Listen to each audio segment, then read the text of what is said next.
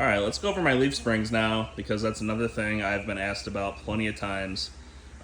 This has been undersprung since 2019. It works really well. It works a lot better than your typical bolt-on devers that everyone puts on the Raptors and these F150s. So I'm gonna provide a parts list with part numbers again, everything you need to adapt these to your axle, and what I recommend and all that. So first things first, obviously you need springs. For a Gen 1 Raptor or a 09 to 14 F150, the part number that I have is N59HD.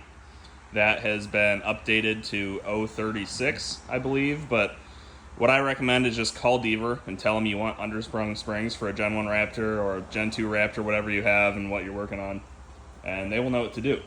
So with that, if you're going to run an off-the-shelf bump kit or just some kind of bump setup where you're not notching the frame and going that high, I would recommend a boomerang shaped 6-inch or 6.5-inch shackle. So something like Blitzkrieg's 6.5 or Dirt King shackle will do the trick just fine. I had to go to Blitzkrieg's 8.5 with the C-notch because as this comes up higher, your springs push out further and the shackle will smack the frame at bump if you don't have a long enough shackle. So that's that. Now let's move on to the parts that hook it to the axle, right?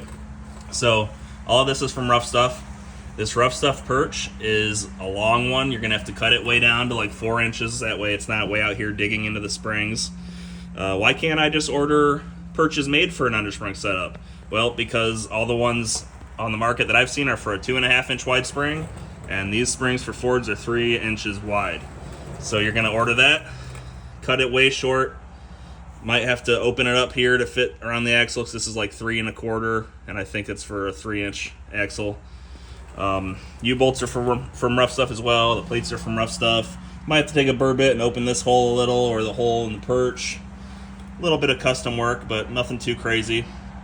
Now you're probably going to want to strap it because these springs move the axle farther forward at droop, and you don't want your drive shaft to plunge in too deep. So I would check it at droop, strap it a little short if you have to.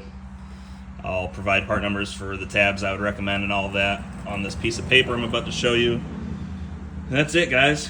I'm sure you've seen plenty of videos of my truck. You see how this thing works, and I'm still not done shock tuning it yet. I'm going to add some compression valving this winter. But I had the typical bolt-on springs, and it's night and day. This works so much better. Here's the paper.